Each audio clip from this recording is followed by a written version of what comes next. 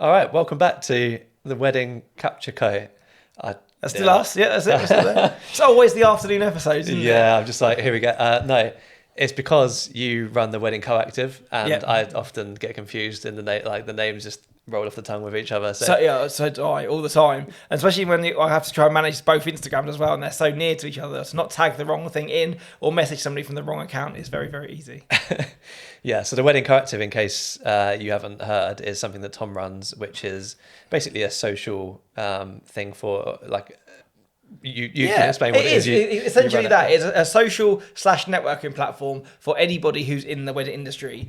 We started it last year. I run it with another photographer called Katie. And last year when we started, it was primarily aimed at just wedding photographers and videographers, which was been perfect for the podcast. But then obviously as we've grown over the course of the year, when we did our relaunch party at the start of this year, we've decided to open it to the whole wedding industry, which has been really, really good. It's opened us up to new people and brought in new people and also just kind of seeing things from a more well-rounded point of view. Yeah. I feel like even by doing this podcast with you, I've learned a lot more about video, or also just been a lot more kind of maybe respectful or sympathetic to the videographers that I work with on a wedding day. And so even by doing the Coactive and listening to the struggles that hair and makeup artists have, or speaking to a florist or cake makers and stuff, and finding out the things that they worry about, and kind of just kind of chatting to them on a social level rather than walking past them as they're walking out of a venue in the morning. The Coactive has been really, really good for that. And we're having our summer social event on the 19th of July between 7 and 10 at the Wickham Estate. And so, if that sounds like something that you'd like to be part of, again, we'll drop the link for the Coactive below, and you can love to come and meet me and Chris as well. See us in person, not just a face on your screen or a voice in your ear. See me drinking a Pimm's. And that's it. We'll be there, ice cream in one hand, Pimm's in the other, and living the dream. So, it'd be really cool to come along and see you guys at the Wedding Coactive, not at the Capture Co. Today's Capture Co. Today's Capture Co, yeah. It is, and today... Every time I introduce them, like, welcome to the Wedding There's always that hesitation.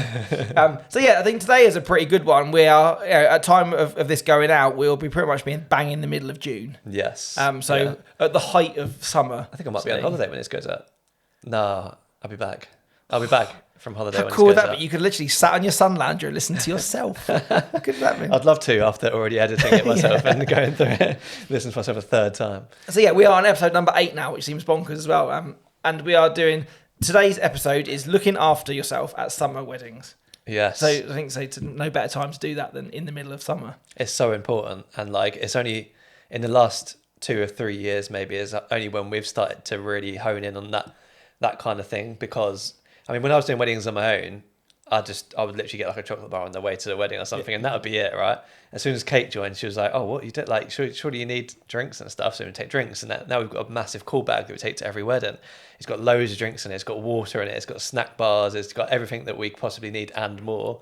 With all cooled down, and and that we'll get onto stuff like that. But it's those small things that will make your experience of filming the weddings easier. Yeah, I feel like some of you hopefully you haven't experienced these things, but we're going to use ourselves as the cautionary whales to all the things not to do during summer weddings. Because I know, for myself included, that when I was young, I could still manage to go and stand in the heat, shoot a long day, and then get up and do the same again next day if I needed to. But then particularly over the last couple of years, I think of shooting real volume in the summer on those catch-up years after COVID, is that sometimes doing 3 and 4 weddings in a week in, mid-20s to sometimes mid-30 degree heat in this country, you need to have some stuff in place just in order for you to survive, function, and even just be able to do your job in the summer. Because it is very, very different to shooting a wedding outdoors in the height of summer than it is to shooting a wedding indoors in the autumn. Yeah, 100%. And you can feel the wedding hangover. Yes. That's pretty much what this is. Thing, This episode is about avoiding the wedding hangover. Pretty much, essentially though. But if you look at, I think that the easy, there's a few simple points there which we'll elaborate on in different ways. But if you get hungover, without getting too scientific, because I'm definitely not a scientist, is that hangovers are results of dehydration. Because alcohol dehydrates you. You wake up in the morning, you feel like trash because you're not hydrated. And if you again go and work for 8, 10, 12 hours in sun and don't look after yourself, don't drink enough, and don't protect yourself from the sun, you are going to wake up feeling like absolute rubbish in the morning. 100%. That feeling when you wake up, you've got a bit of a headache, your legs are hurting. It's that, isn't it? And the thing is, obviously on the day, you're so involved in it and you get into the zone that it can be hard to do a lot of the things necessary to keep yourself sort of sane and healthy as well, because you think like when you turn up to prep, maybe you turn up 3 hours before like we do, and that whole prep eventually just gets like sort of more and more intense, and then before you know it, you're at the ceremony, you're like, I needed a wee about 2 hours ago. I'm so thirsty. And you're only thinking about that when they're doing their vows, and you're like, Jesus, I haven't actually had anything to drink today. And yeah, I think I find that as well. The main one for me I used to find is I'd get, say, through the ceremony, through kind of the drink section, the group photos, and it wasn't until I stopped at dinner, I'd sit down and I go, I actually don't feel very well. And then when you think about it and go, well, when was the last time that I had a drink? I was probably at prep when Mum offered me like a glass of orange juice, which I probably only drank 2 mouthfuls of and then left on the side. Yeah. I haven't drunk in like 5 or 6 hours. I've been running around, doing candids, doing group photos, and the rest of it. Gives you energy. No wonder you're feeling like drained. Exactly. But because you're so busy, kind of focusing on the job in hand, you kind of don't.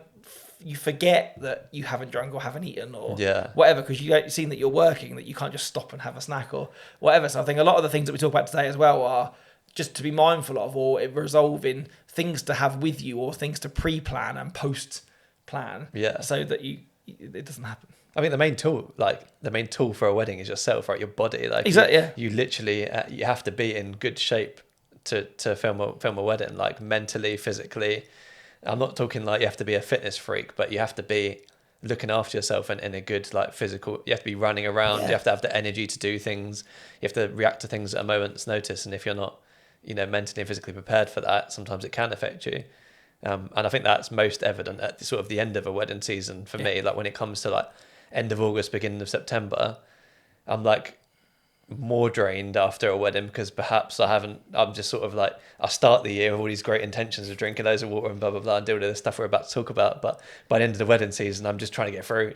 Yeah. Yeah. And I think it's almost, is that, we said we're going to try and talk about it kind of quite chronologically. So the things that you should do on the before a wedding day, on the wedding day, and then after the wedding day. But I think like you said, it begins anything in your off season. It's beginning or weeks before a wedding is that constant kind of level of fitness and conditioning that you are able to go out there and perform in what essentially are quite grueling conditions to be outside predominantly in the warmest part of the day, often wearing dark clothing, running around carrying heavy equipment and doing your job with very little food or nourishment for a prolonged period of time, is that you need, when you sound of it like that, it's, you must have the hardest jobs in the world. It's the Hunger Games. It's bad. Like it needs to, so you need to condition yourselves so that that those things are manageable, or you don't feel the effects of those things so badly because you've trained for anybody listening to this who's not a wedding photographer videographer is going to be shouting that you got such a hard job, you work on a Saturday and do the rest of the rest of the week off, and you're talking about how much of a hard job you have. Say, I've trained my whole life for this moment, and you literally have. It's all those things that you do in the week which get you to that point and allow you to perform. Yeah. So what is it before the wedding then that you can think about? Like one of the things I've put down is obviously it's what you wear, and particularly for me, change into Skechers made a massive difference. Like some people just I've seen wear normal trainers. Some people are wearing shoes because they want to be a bit smarter. But at the end of the day, like having Skechers, because they've got the comfy soles and mine have got like little heel arch things, and they have changed the game for me, because your legs will still hurt, your feet will still hurt, but once you wake up next morning, you won't feel that like real big pressure on your feet. Well, I'm right in thinking that I'm not a Skechers wearer, that you can buy ones that look like smart shoes but essentially have like trainer soles, right? So it still looks like if you were at a more formal occasion or formal wedding, you're at church or whatever, you don't look like you're there in your in your sneakers as it were, but it looks like you're in shoes, but they still have the comfort levels and support of like a trainer or a running shoe. Exactly. I used to have they're like brown brogues sort of shoes that were Skechers. Really smart they were and really comfortable. So yeah, you can do that if that's what you wanted to do. But now I just wear black ones, and to be fair, with the weddings I do, it mostly fits in anyway. Like the sort of clients I'm trying to target are couples that wouldn't mind too much anyway. Or if they could, they'd be in their trainers too. Yeah, exactly. Yeah, I'm still at the moment. I've still found that for the most part, I'm still wearing my Doc Martens. I've been a Doc Marten wearer for years and years and years. And although they are boots and they are smart, I still find that they're shoes which do give me that level of comfort with the bouncing sole and kind of stuff. They give me that support that I need. Yeah. But your feet expand in the heat, so it's worth having something that can expand. Like the Skechers, the material of the trainer that I wear, it's a bit meshy, so it can expand, and you don't feel like that trapped Yeah, I think that is really important. So the heat it can play havoc with it, and also for me, not only with shoes as well, is I find that even if I'm wearing boots, I still wear running socks. Yeah. So the socks which are wicking and they have the extra comfort in the heels and in the balls of your feet, so that if I am walking around all day and do get sweaty feet or my feet start to rub, that my socks that I've got on as well aren't just like cotton socks that will just get really, really wet and smelly, or that there's that level of support is there with those as well. Or even if I'm wearing my Doc Martens, sometimes I'll make sure that I've got my trainers with me so that I can change in the evening. Have a little bit of a change. Yeah.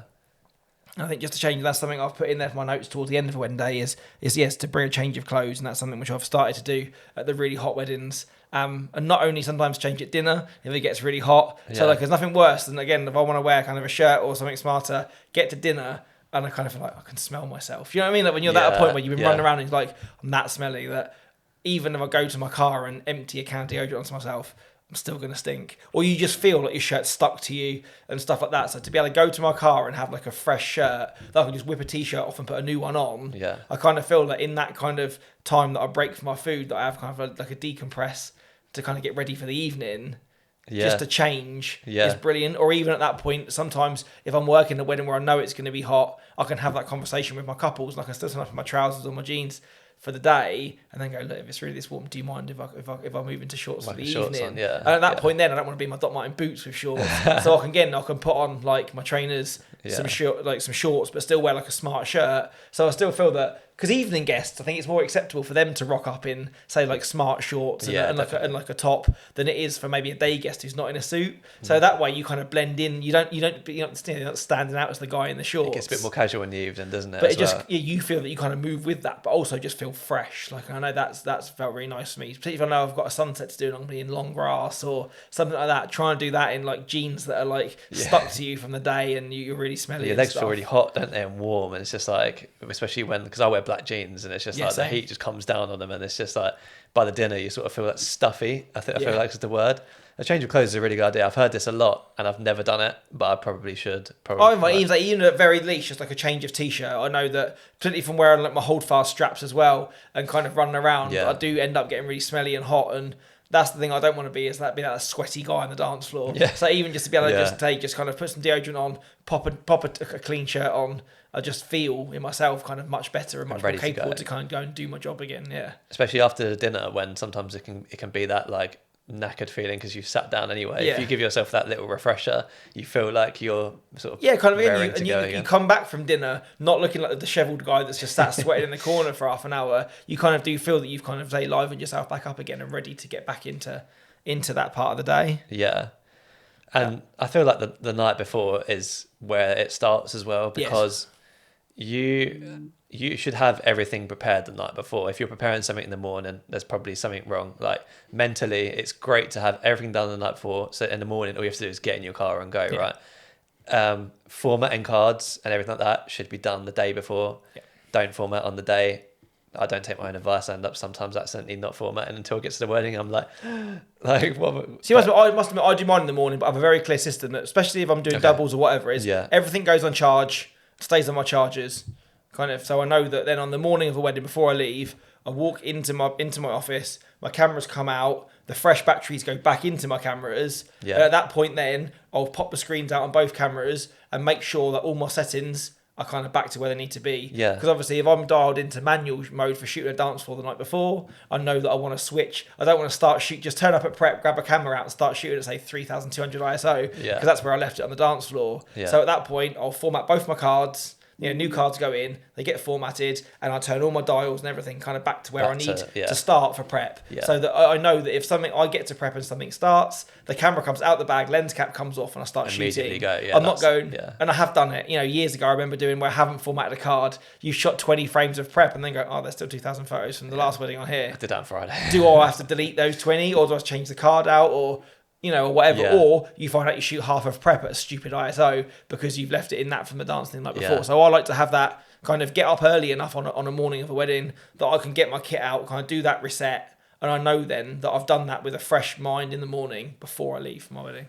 So that actually leads quite onto a point which is about like having a system as well.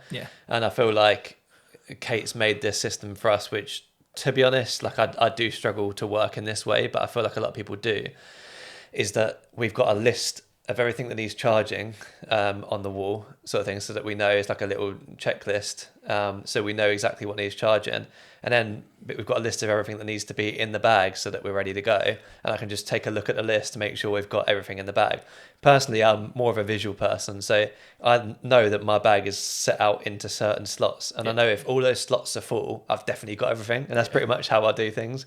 But maybe that is a good thing. Like, rather than having that, like, confusion of when you get in your car, oh, did I pack this in the bag? Did I pack this in the bag? Have that little list of things, check it the night before, you know everything's in there, and you don't have to get, because I know I still do it when I get in the car and I'm like, did I pack the drone? Or I think for me, that's why I always like to pack that morning, because it's very much, I've packed it, I've watched myself pack it, I zip the bag and I go. Where if I'd packed it the night before, I'd be like, in my late, kind of haze of the evening, did I leave that on the desk? Or is that battery still in the charger and I'm driving down the road? Where I kind of have that ritual, I guess is the best way to do it. If battery's out the charger, into the cameras. Again, if my flash battery needs charging, it comes off the charger and straight into the camera. So I know that it's not, I've put that on the side while I pack something else away and then not forgotten to do it. And I know that if I do everything kind of in that, say that if you build that method, and do it that way, that I know it's done. And but I factor that time into when I have to leave for my wedding. I know it's this, it's that. And even little things like that, in that journey to a wedding, is that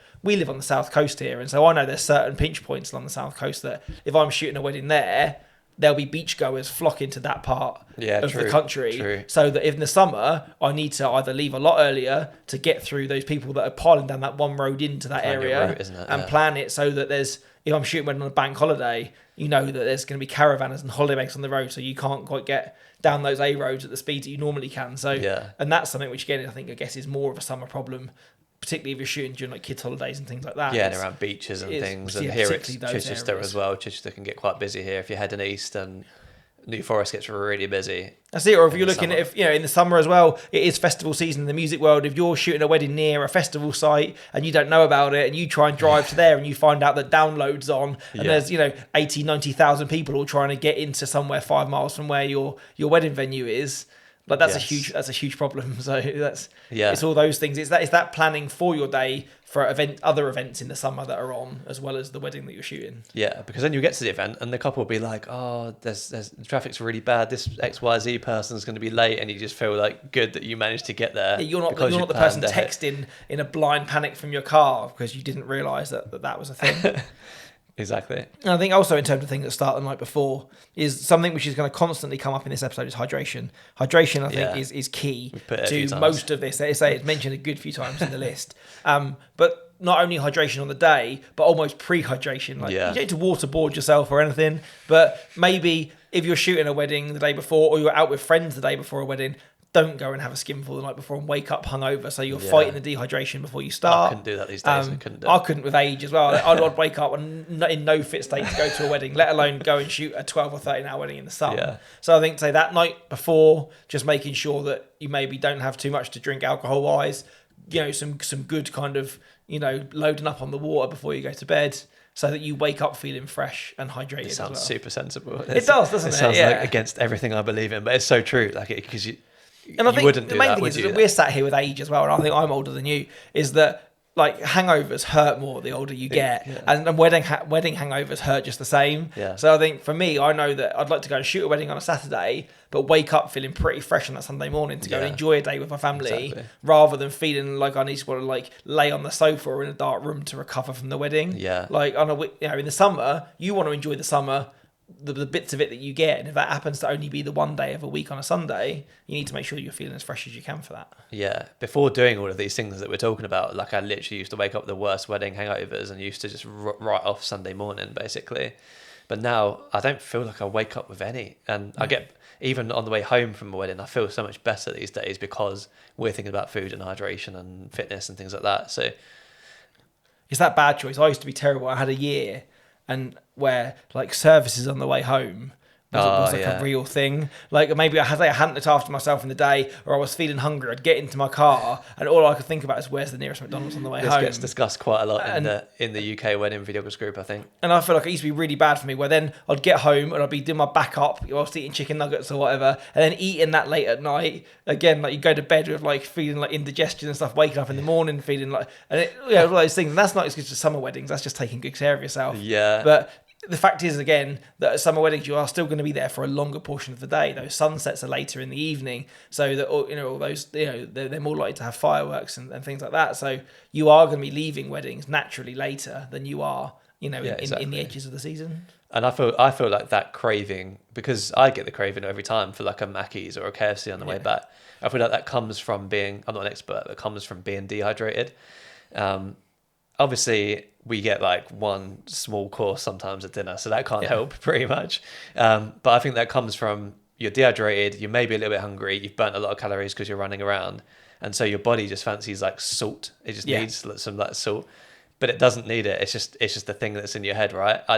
You could go without it.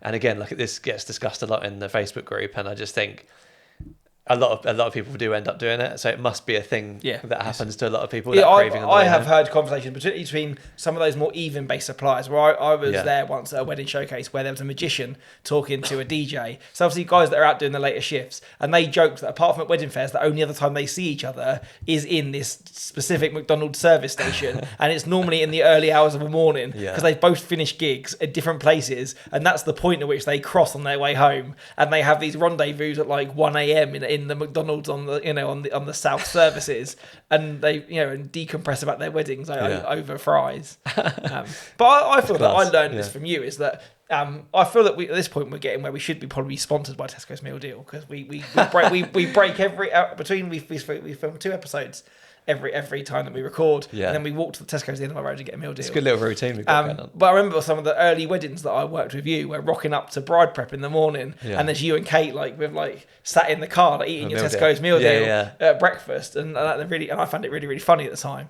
And I thought it was quite a novel, quite a sweet thing to do. That's it, like 2 old people at the beach eating sandwiches.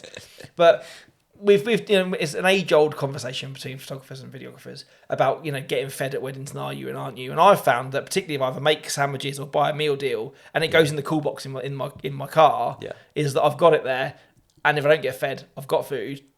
But if I do get fed as planned, I've got my food for the way home. True. And a lot of time I come out of wedding I'm hungry, and if I can just sit and eat a sandwich while I'm driving home, that satisfies that hunger. And probably the chicken and bacon salad that I bought in a sandwich is far better than going and ordering 2 double cheeseburgers on the way home. Definitely. So it's just that kind of that instant gratification if I want food.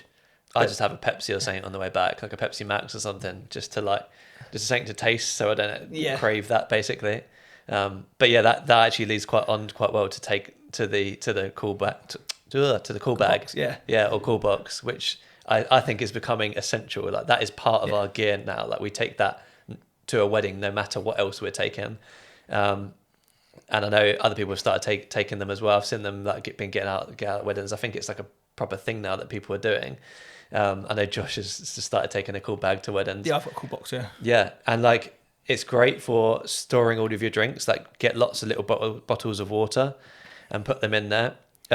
We've got like fizzy drinks and stuff, like maybe a couple of sugary drinks. Lucozade as well. You've mentioned Lucozade Sport for me. So again, fizzy stuff on a wedding's a recipe for disaster for me. If I downed Pepsi, I would burp through the speeches and stuff like that. But I find that using, say, Lucozade Sports or like the isotonic drinks, so they're flat, or like a sugary orange kind of sports drink, they've got the electrolytes and stuff in them which help kind of keep you hydrated because they're designed to keep athletes hydrated. Yeah. But I find if I buy kind of a 4-pack of those, they go in the cool box again with my meal deal. That if I can even take one out, stick it in the bag, the water bottle slot in my camera bag, take that one to prep. If I've got to drive to a church, there's another one waiting and it's cold, then I've got another one for the drive home. And so I kind of feel that I can get through that 4-pack quite easily, but they're so much easier to drink when they're cold. And definitely. Having something, say, that's not, water's great, but when you sweat out obviously lots of salts and things like that as well. Yeah. So even if you don't use Lucozade, that's not for you. You can buy like rehydration tablets, like fizz tablets, or like runners tablets, which have the electrolytes in them, and that's just as important to stop with that hangover, I think, feeling, because if you just put water back in, you're replacing the fluid but not replacing the salt as well. The salt, yeah, and the nutrients and little things like that, I guess. Yeah. Which is mad when you think, like what you were saying at the start of it, like shooting weddings is nowhere near the same as running marathons, but you essentially use the same stuff. Yeah, exactly. You do use the same stuff that you do because they're again essentially operating their bodies at a high rate in heat. And I use hydration like powder, so it's essentially like you get a scoop of it, put it in a cup, and then fill it up with water. Nice. Try and do that before a wedding, so I'm like really well hydrated. And I think it's quite important to drink as much water as you can before a wedding. Yeah. I think to have that like a camel, like preloaded, so that you're going into the level with a good level of hydration. Just fueling yourself before. It's like the meal deal thing you were talking about. Like I hear a lot of photographers and videographers say, "Oh, I don't really eat in the morning, just turn up to a wedding." Like I feel like that fuel before is so important. Food, but also like hydration. So I have a pint of water, then I'll have a pint of water with the hydration tablet, and then I have some water on the way as well, and then a Lucozade. You know what I mean? And that's before the day even starts. So I drink a lot naturally anyway during the day. So I probably drink like 4 or 5 liters of water a day anyway, but on a wedding day that becomes even more than that. See, it's mad because I'm not. Like, I feel like I'm broken in some senses that like I don't get thirsty. Yeah. Like I can easily go, I've got a really bad headache, and then like and like I've go, when was the last time you had a drink today? And I'm like, haven't. And it'd be like it's 2 PM, and it's like, yeah. So maybe. So I think just having, again, like we were saying about building that routine of putting the batteries in my cameras and doing that. If I know that I've got and that's why it works better for me to have, say, 4 smaller bottles, like 500 mils. Yeah. Because I know, I've drunk that now. Get rid of that bottle. Routine Next one. them. Where if I was like carry one of those big like 2 litre caddies of water, and then, you can buy them with the time marked on them, what you should have done. That's what I've got. It's way too cumbersome to be with my camera bag, or I'll just go, I've not caught up, and then chug it, and then need to be in the toilet while something's happening. Where I kind of feel that just breaking that down into a bunch of smaller bottles is just a whole lot easier for me to kind of keep on top of my hydration. Or I know, okay, well, I should have drank that one by prep, that one by ceremony. I think that pack of Lucozade Sport is quite a good idea. I might try that. They're really good. I think it's the 4 small bottles. They're all recyclable, and the fact that it's not just water. I think I don't always need something fizzy because again it would make me kind of bloat. But the fact of just drinking kind of water is not always that exciting. No, there's something with a bit of flavour to it. Is quite nice. Yeah, exactly. I think you can just get water from the bar, can't you, as well? So it's not like there's not. Yeah, I feel that's a good game to play as well. Like I often find something where if I get offered a drink in the morning at prep, I would say yes, whether I want it or not. If like a mum or a bridesmaid goes, "Oh, we're making coffee," or we're having a drink. Do you want a drink? Yeah, I'll say yes. I'll have water, or yes, I'll have a coffee, or something. Just so I know then that I've left prep and I have drunk something, mindful that you're probably going to go through a ceremony and then 2 or 3 hours of drinks, where even if someone offered me a drink, I'd be too busy working and wouldn't want to be standing there chugging a glass and missing out on good natural moments to photograph. Yeah.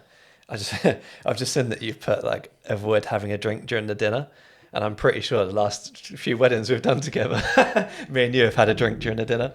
I've put this in the caution statement, but I do. And again, that goes back to that's like that McDonald's on the way home thing. Is I found that it's almost like I feel like I've worked hard, so I want a treat. And McDonald's on the way home, so it's a nice treat. But if I have a beer at dinner, I feel that's my treat for the day. Yeah. And again, it's maybe not the best thing, so you're not having that alcohol. But I think one beer, is it really going to make that much difference? Yeah, we're here to say what you should do, but it doesn't necessarily mean that we have to do it. And I just feel for me that at the end of the day, I'm going to go, okay, once I've changed my clothes and done my deodorant or whatever, I'm going to go back into a room and photograph people that have had welcome drinks and Prosecco and table wine and the rest of it.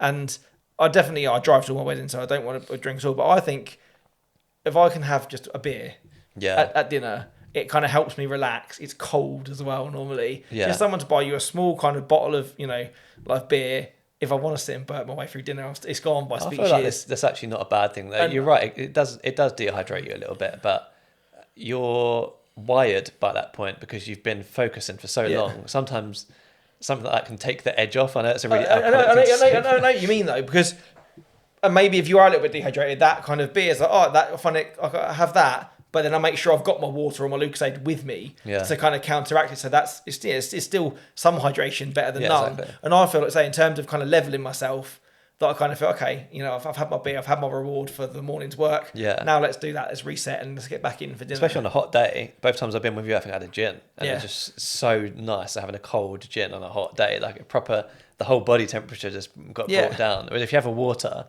they normally go, oh yeah, water's there on the bar, and it's like a warm jug of water. But I think as well is like you say, you have worked hard at that point, and just kind of have that little treat to yourself, or for a fact as well that someone in the bridal party or the groomsmen comes and going, you got to drink it, mate. Like kind of, or them wanting to kind of feel that you're part of the day, and even if you're nursing like a beer bottle with like hardly anything in it, go, yeah, have a drink. Like I kind of feel then that politeness has kind of been risky. And I feel like I've had that little kind of bit with them, and I've had my beer, but I still know that if that's probably like 2 or 3 o'clock, and I'm not leaving till 9 or 10. That beer's long through my system for me to drive home. Yeah, and I find it much easier to turn down when they're bringing the shots out at 9 and going, I need to get in my car. I've had a drink with you. That's enough. And you're eating as well. Like it's normally the point where we're eating that we have the drink anyway. Yeah, exactly. If you're going to have a beer. And again, people say that that this podcast is like that kind of time that they have over dinner. Yeah. Is if I'm with a videographer, I just think it's a nice thing to do. Yeah. If you're working with them, again, you want to try and build that relationship. You say, mate, I'll buy you a beer, and we'll just sit down, and it's just kind of a nice, friendly way to kind of sit. Us have a well done us. We've done a good job up to now, and have a little kind of chat over a beer while we wait for our food, rather than run off to our cars and open our cool boxes and sit, not talking to each other and staring across a car park. Take this as an official note that I owe you a beer from last time. It all comes out in the washing in the end. But I never say no. If you want to buy me a beer, you carry on, Chris. Whenever the next time is, I owe you a beer. And so I think we've talked about the things that you should do for yourself, but then also I think I've put on here as well about silly things that you can do to your kit to make it easier. And it sounds really silly. Like I've got one on here which I put, and it's park your car in the shade if you can. Now I've done this before, particularly when you're going on to another venue, where I've parked my car in the sunniest part of the car park, and I've gone to get back into it after a ceremony, and my steering wheel was so hot to touch that even just shutting the door whilst the aircon catches up has been absolutely ridiculous. Yeah. It has been so hot, and I've even given myself a headache using that 5-minute drive by almost baking myself in my car. Yeah, I agree. I think, trying to find the shady spot, or even trying to predict where the shady spot is going to be if you're there for like the afternoon or whatever, is quite important. And because, like you say, you don't want to be getting into your car after the ceremony and getting a sweat on the way to the reception just driving, because you're going to set yourself up to be, because that heat really makes you feel like it hits your back, doesn't it? It's intense as well. You say your car's been shut for a good while as well, and it is really, really stuffy in there. It's not nice at all. And I think leading on to that as well is keep your cameras cool. And I think this is probably more important for video. But if you are shooting an outdoor wedding and you then have had to leave your camera filming on a tripod somewhere, filming 4K in the baking heat, it's not long before you're going to get a temperature warning or that thing wants to shut down. I'm about to get a little bit geeky here, but I've had some weird experiences with cameras. I shoot on Sony A7S III and A7 IV, but I found that during summer weddings outside, my cameras don't overheat. During winter weddings inside, when the heating's getting blasted up in the hotels, my A7 IV tends to overheat, and that's just such a, like, people think, because it's summer in the outside, and it's going to like 30 degrees, it's going to overheat. But I think there might be enough breeze and airflow around. If you're outdoors, If you're outdoors, But I think overheating is more of a worry in hotels when they blast the heating. But even as well, like I found it, maybe this applies more to destination weddings, but if you're coming from a very, very chilled, air-conditioned bridal prep out into a very, very hot sun, that change of temperature is going to cause your camera to condense as well. So it's kind of making sure that those changes, you allow time for those so that your camera's not steaming up. Or the other one, which sounds really, really gross, which I'm going to say, which I have problems with my cameras, and far less so since I've moved to mirrorless, is that if you're a sweaty person and you use a viewfinder a lot, the amount of times that I've rubbed sweat from my forehead into my eye on my camera. Do you know what I mean? So you look at your camera and you're moving it and you're doing this, and because you're sweating, you've more or less pushed the sweat round the eyepiece, and then I've done that, and then like stingy eyes, and feel like I've been done because I've just pushed sweat into my own eye. But having to use like the screen now, and do that. True. I felt that I've not had to put the camera to my face so much, so that doesn't become such a thing. But I don't know if this is rubbish. I've heard it. Sure, I've heard it before. If your cameras get hot and you're holding them for a long period of time, you can get like slow hand burn, where it like it's not particularly. It doesn't have to be hot enough to burn your hand, but if your hand's on a hot camera for long enough, it can like affect your hands and make them like itchy. I think they can do, because it's completely unrelated to the podcast at all. But I've done that before, where I've left my torch on my phone. Yeah. So I put my torch on. It's been in my jeans pocket. Yeah. And I've been driving along, gone, my leg's actually really itchy. And you've gone to move it, And almost because that intense beam is such a small amount of light, it's been pressed against my skin for say like 15 minutes while I've been driving. Yeah. I've got that slow burn. So it would stand to reason that if you're on holding, because they always put the battery in the grip area. If you're holding onto a camera which is emanating that amount of heat, I definitely believe that could be a thing. So you want to let it cool down. Like after an hour speech or something, that handle's going to be hot if you're shooting in 4K or if you're using smaller cameras. So having that time for it to like cool down before you like start gripping it and realise that it's actually... I see even just pulling the screens away a little bit from the body, so there's the vents are normally behind those flippy screens, and doing that, or even switching yourself out to batteries that have been in a cooler bag, because hot batteries will always expend a little bit quicker than if any battery in extreme hot or extreme cold. I've found in myself that I've been going through more batteries in the last couple of weddings than I have normally. I have 9 batteries, and like it feels like winter weddings we don't get through as many, and then summer weddings we suddenly get through them all, and we're like, we should probably put someone on charge by the end of the speeches or something. I feel like changing the battery definitely does help, especially before. So if you're like, it's probably unrelated to keeping track of your health, but if you're like filming couple shoot or reception drinks, stuff like that, and then you're going straight into speeches, changing the battery before the speeches helps, because that battery's already been warmed up by all of that stuff you're doing outside, and you go in, turn it on ready for the speeches, and you realise it's actually going to go down faster than you think it's going to go down.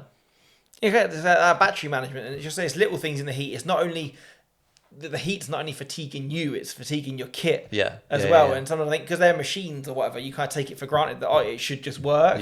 But it's kind of being kind to it, because you are using that stuff and you need it to work sometimes for a wedding the next day, so you can't afford to go in and have a camera overheat on you, or to the point that it doesn't work again or it does whatever. So then that's an even bigger problem. Yeah, exactly. And think about you wearing a hat, because I know you wear a hat.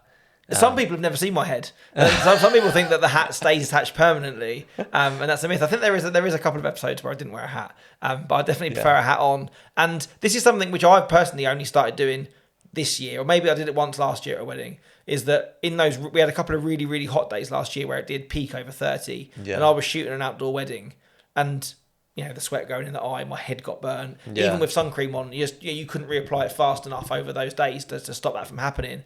But in terms of just keeping yourself cool, I found that wearing my hat was really, really helpful for that.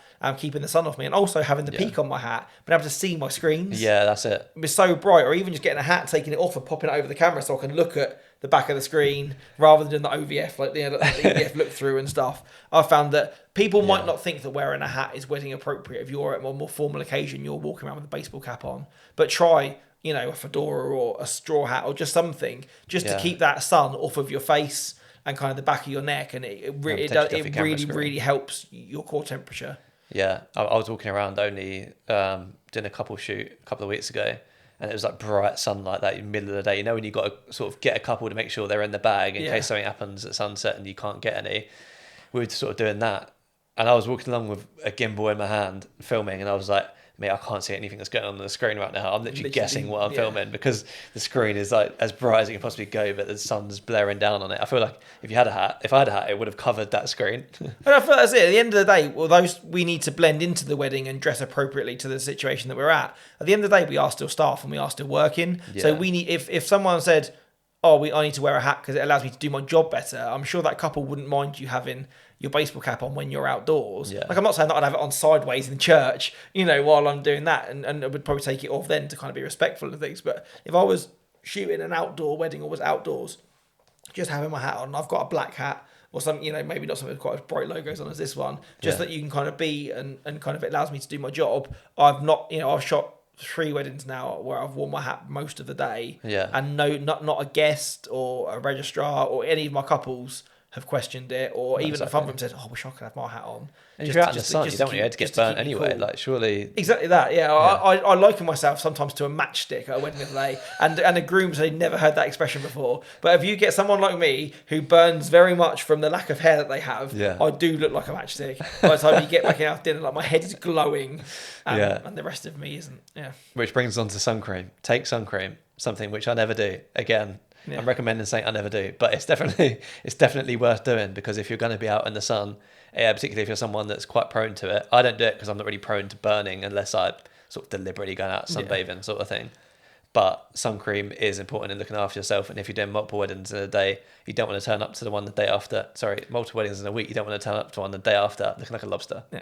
And I think everyone, if you've been doing weddings for any amount of time, you've all been to a wedding where you've seen a bridesmaid or a guest in a dress that they never normally wear and have got down to dinner and have got like the lines and the patches and the rest of it from sunburn. And I know obviously, hopefully, we're more, maybe largely more covered than they would be in kind of strappy dresses or whatever. But just looking after yourself is, at the end of the day, we're not roofers. We're not stood up, exposed in direct heat in no tops for long periods of time. But we are still outdoors a lot, week after week, in the hottest parts of the day, working. So to have just that sun cream, I'm not somebody that has to really worry about burning a lot. But at the same time, I don't particularly want skin cancer. So to be able to wear sun cream enough that I can go about my day and know that I'm not going to have, say, some weird tan lines, my skin's going to be looked after, and all of that, and I can function. That is a good thing. Exactly, you can function, yeah. And also as well, I'm a fairly tattooed person, that obviously that skin has been disturbed in order to get a tattoo into your skin. So that, I have a fairly colourful tattoo here that if that burnt, you wouldn't really know because it's red anyway. So kind of, and you do need to, if you have got tattoos, is to make sure that they're particularly covered for the sun. Because the skin is much more prone to being damaged. Yeah, Kate is really big on sun cream because she's like a little bit of a paler of skin as well. So she burns a lot easier. But you can really tell as well because you can sort of feel it on your skin, and the next day it would be like crusty or something. And obviously, you just want to be, like you say, you just want to be looking after yourself, thinking of your future. You don't, you need to protect yourself at the end of the day. And no matter how busy you are, I think the couple wouldn't mind you going off for 2 minutes. And also, a lot of times you won't realise until it's too late. You won't realise until you have burnt, and you've got enough natural breaks in the day that if you want to put sun cream on in the morning before you leave for your wedding, again, when you stop at dinner and you have that reset, you change your clothes or whatever, to reapply some sun cream then just to get you through until it's dark, I think is a good thing. I always make sure that I've got one of those spray suntans. I find them a lot easier because you don't want to try and operate a camera with touchscreens when you've got like sticky hands afterwards. But one of those spray ones, I find they're not too oily and stuff like that, and they're really, really good. And again, I leave mine in my camera bag. It's part of my summer loadout. But next to when I load my flash in, I always put the spray sun cream in there. And the amount of times that I've been at bridal prep and have ended up lending it to bridesmaids and stuff like that, or particularly if you see kids running around at weddings and you think they've got no cream on, like just as kind of a bit of responsibility, just to be able to be the nice person, they go, if you want to stick some sun cream on them, because they're away from home or not thought to do it in the morning. Or sometimes it's just an unexpected sunny day, isn't it? Everyone's like, was not expecting the sun to come out today. Yeah, when you left home in the morning, it was rolling cloud and it's broken out of nowhere, and it quite easily happens. So I think that is, again, it might seem quite like a kind of a silly thing to say on a wedding podcast, but just keeping yourself protected is. But it's keeping active about these things as well. Like, it can be easy to be like, oh no, it's too busy to sun cream, but you need, like, part of your like I said earlier, you are a tool. You wouldn't say, oh, it's too busy to change the battery because on your camera, would you? Say, oh, it's too busy to get a drink, but again, you wouldn't be too busy to change your battery. Like, getting a drink for me, or sometimes I'll have I'll treat myself to a full fat pint of Coke at dinner. That for me is me changing my battery, like get some caffeine, get some sugar, replenish some stuff. And I think that leads into our last point, I think, really well, is that it is a fact that at summer weddings, you are going to be there for longer days. It's not like a winter wedding where the sun sets during dinner or shortly after the speeches. Is that particularly at the moment where we are in June, is the sunsets are 20 past 9:30 at night. So if you're conventionally got an 8 o'clock first dance, if you're really after those golden hours, it can be like an hour and a half after first dance. And if you've been at 1 o'clock ceremony, been at bride prep since 10, you're going to be pushing 13-hour days before you get in your car to drive home. And that is, 13-hour day against an 8 or 10-hour day can make all the difference if you, say, have got caught in the sun or you haven't done whatever. And hold that thought. I'd stop a barking dog. I'm going to go and let him in the garden. Chris. Bless him. Max is destined that he wants to be famous to be part of this podcast, and if we make it through one recording session without him barking or making a noise, we've done pretty well. It's a success, but where was we? We were talking about longer days. So pace yourself. That's the thing, isn't it? Like, you know what you need from your photography, or you know how much footage you need, and if you're starting to feel a little bit funny, pace yourself. Give yourself time to go and do.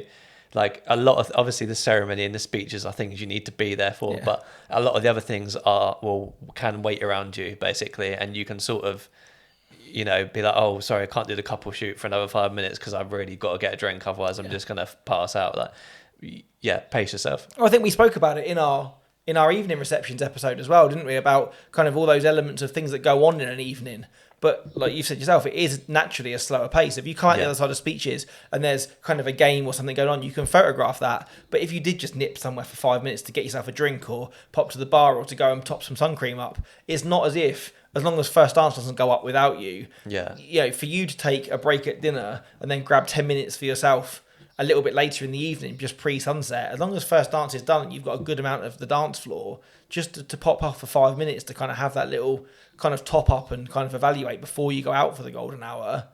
I think that's perfectly acceptable. People that work kind of conventional jobs, again, they're entitled to a 15-minute break for every 4 hours they work. We probably get an hour over dinner, which in a 13-hour day. Yeah, that's such a weird thing, isn't it? Isn't too bad, is it really? That we don't actually get ahead of a lot of. I mean, perhaps controversially so, we had a couple quite recently who had their speeches planned between courses. So it's between every single course, right? And this seems to be trending for us quite recently. But we said to them that your day for us is about 10, 11 hours, right? If that is our break time, if you're doing that, we're not going to get a break because we're going to be taking stuff down, putting stuff back up, miking people up, everything like that. So we're going to take it during the evening because there's no other time for us to take it. And they were like, to be fair, they were like, oh, you don't really think about these things until someone actually tells you. Yeah. And they changed it. Like we didn't sort of say you needed to. We said, look, it's your wedding day. You do what you want. But because we need a break, it's going to be a long day for us. We need to take it somewhere.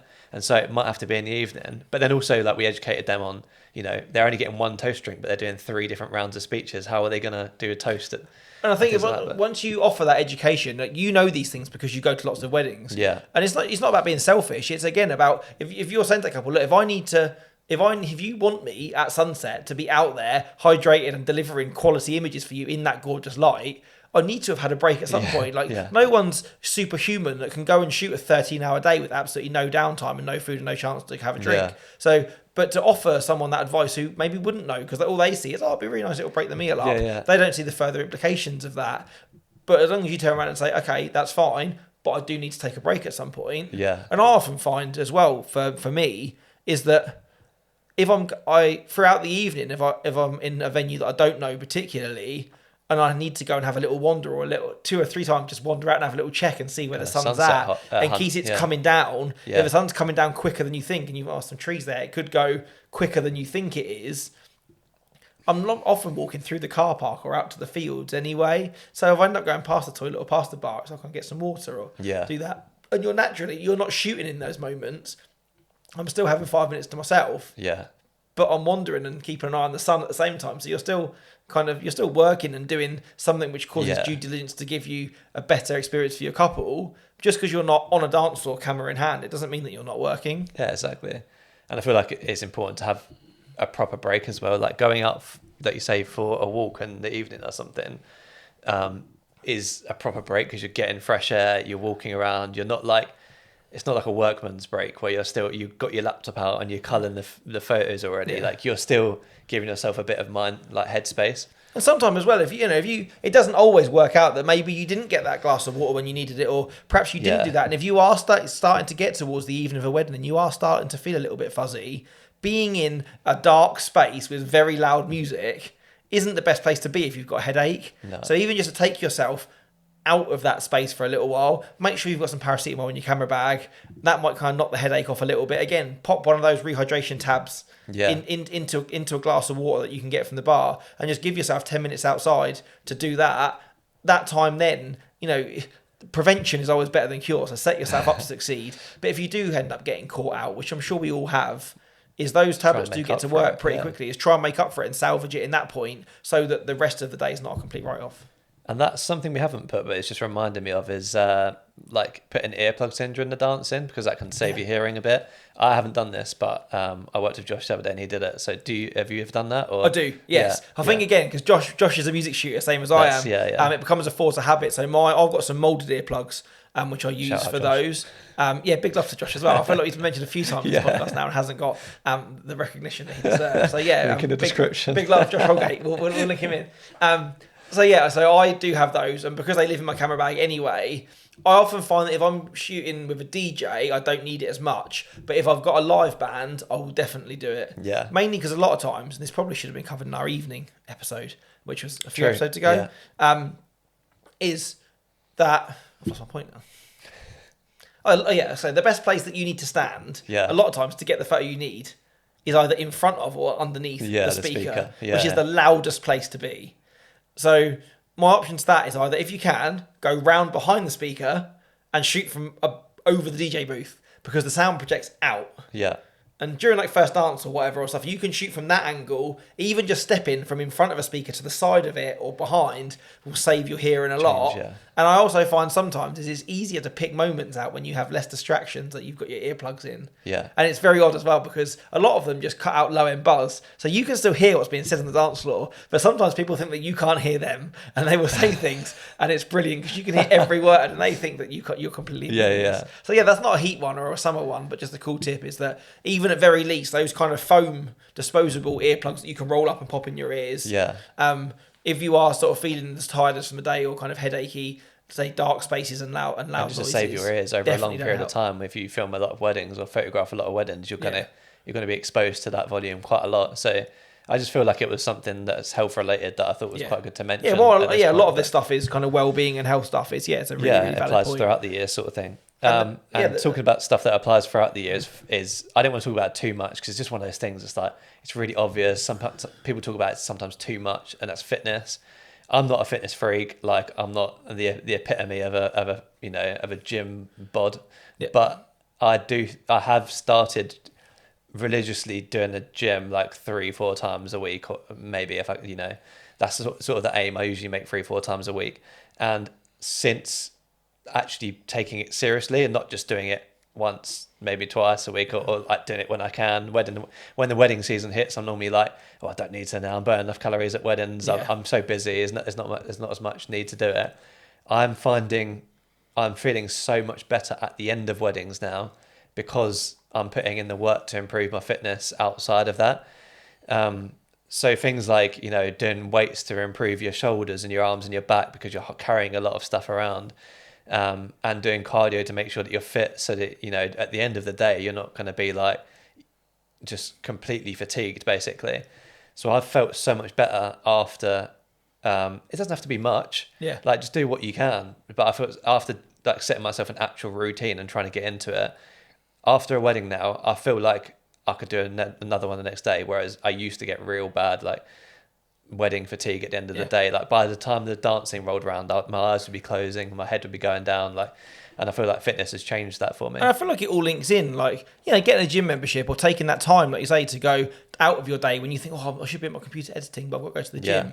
It's like, although that is not directly making, it's not work, but if you think of it in that aspect of, I need to be fit in order to provide the best experience to my couples. And like we spoke about in countless episodes, if you want to start to charge more, or you want to start to give more, or you want to go, do you know what, the dance floor is such a big part of what I love of the day, you need to be as healthy or energized at that end of the day. And the same way that you go on a workshop or whatever, the only way to get better at something is to train yourself for it. And so if you see going to the gym as a chore, it's thinking of, say, those positive ends of it, is that you're not only training and, maybe the bit of weight loss, or, the kind of the feel-good factor of going to a gym, or the social of playing a sport with a friend, kind of, that's a benefit in itself. But just being able to do your job better, because you're training in the same way that you train your skills with your camera, or you do that, you're training your body. Because, I know we laughed at the start of the episode about, saying that it's arduous, but at the end of the day, a 13-hour shift carrying heavy equipment,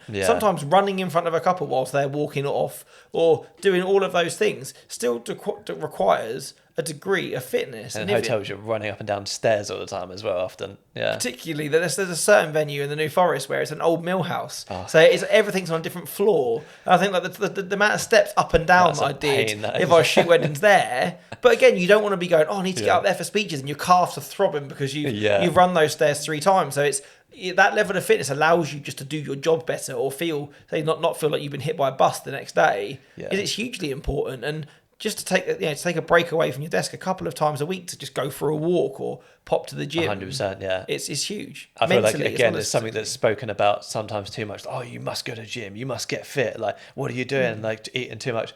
It's not about that. Like, I've been going to the gym. I haven't really changed in weight. I haven't really noticed the difference. But in my mentality and like how I feel, it's just changed things. I did want to mention it. Yeah, and a lot of those changes are gradual as well. Like if you stopped going, you would realise. But like I say, we're not urging everyone to go and run an Ironman. Otherwise, that that you're not a thing, or you have to become a professional athlete. But I think you owe that to your couples. That once you're charging them a serious amount of money to deliver on their day, is you need to be of as much of you need to be present and physically able to deliver in that manner in order to be there. Like you said, treat it like education. It's a long burner. It's a long game. It's not like you're going to see results straight away. But you're the one that which will benefit most from that. Yeah, 100%. From those elements. And I think apart from that pretty much times out our list. And I feel like we've gone over a lot of things, but kind of in summary at the moment is if you think you drink enough, probably drink more. The rehydration stuff's great. Get yourself a cool box for your boot and go to the gym. Yeah, look after yourself. That's the main thing. And we can get through these summer weddings. And by the end of it, if you keep doing this, by the end of the season, you won't feel that end of season fatigue, which maybe we should talk about at some point, because that's a... I think so. And burnout's a word that gets kind of bandied around a lot. And I feel like burnout is something which a lot of people only talk about the mental kind of, or the mental kind of physical of burnout, but just your body just being damn tired from working too much over the summer is a very real thing as well. And also at the end of it all, when you go on holiday, you want to go on holiday and have a quieter time, but you still want to be like fit enough or well enough to enjoy it. You don't want to go, I'm working 6 weddings this week and I'm going to go on holiday for a week, and then find you get on the sun lounger, fall asleep on the Monday, wake up on the Friday and are back on the plane to come home again. And you've literally, all you've done on that holiday is rest from the time you've been away. You haven't had a chance to enjoy the downtime. I'm adding how to avoid burnout to the episode list, because I think that's quite a big thing as well. That's definitely a big one. I think from the last couple of years, where I think both of us probably did far too much. I think burnout was real for us for 2022 for sure. So definitely that needs to go on the list. But yeah, that's the main thing is, it keeps you fitter, but also it lets you enjoy the good times, whether it be a weekend or it be your end of season holiday. Yeah, exactly. I feel like if you feel good about the days, you obviously feel better about doing it. So if you know that you're not going to get that fatigue and like start feeling horrible the next day, you're going to enjoy the wedding day more. Basically. But knowing as well, obviously, you've got a holiday coming up, right? Yeah. And you're shooting a wedding day before you go. Yeah. But to wake up for an airport call the day after a long wedding, if you didn't have that level of fitness... Yeah, true. Try and then run for an airport with your suitcase and a drive to an airport or whatever. Yeah. If you didn't have that level of kind of fitness, that wouldn't even become an enjoyable experience. Yeah, I've done that before and it was pretty bad, but I'm pretty confident this year that it's going to be okay because we look after ourselves a bit more than we used to. So even though it's going to be a very intense wedding, but one of those things, we've said it before in podcasts, you've got to, designate time to yourself, and Definitely. It just so happens that we had a week between weddings that week, so that was the chance. That's the time to go away. And make the most of it. And I think a lot of these things, a lot of us, we're not here preaching to you and make you that you're a bad person if you don't do what we say. But for both of us that have done more or less 10 years of weddings each between us, we've definitely had those weddings where we felt like death, or we felt sick at a wedding, or haven't eaten enough, or gone to a wedding in a field and haven't taken food with us, and then they fed the band our dinner so that you did a 12-hour wedding on the chocolate bar that you found in the glove box and stuff like that, and all of those things. So I think we're trying to we've been through that stuff, so hopefully you don't have to if you're at the start of your career and learning about these things now. Exactly, and that's what this is all about, isn't it? So. Exactly that, yeah. Amazing. Well, I hope this has been helpful. I feel like this might be our longest one yet. It's quite surprising. It felt like a small topic. We could just be like, hydrate. That's it. I feel like we need like a long outro with Wear Sunscreen by Baz Luhrmann. Oh yeah, I listened to that the other day, and actually, it's like a life affirmation piece of thing. It's brilliant, and I feel like it'd be the perfect classic. It would be like a really good soundtrack to the end of this episode. So yeah, once you finish with us on Spotify, go and find Wear Sunscreen. Wear Sunscreen. Yeah, that'd be a good place to leave it, I think. So yeah, thank you for having us along. Wherever you are, like, share, subscribe, comment, review, do all of the nice things so that we can get this podcast to more people. Follow us on Spotify. We're on YouTube as well. And if you want to find us on any other platform, we now have a link in our Instagram account you can click on and find your platform. There we go then. So that's it. Thank you very much, and we will see you guys in the next one. See you in the next one.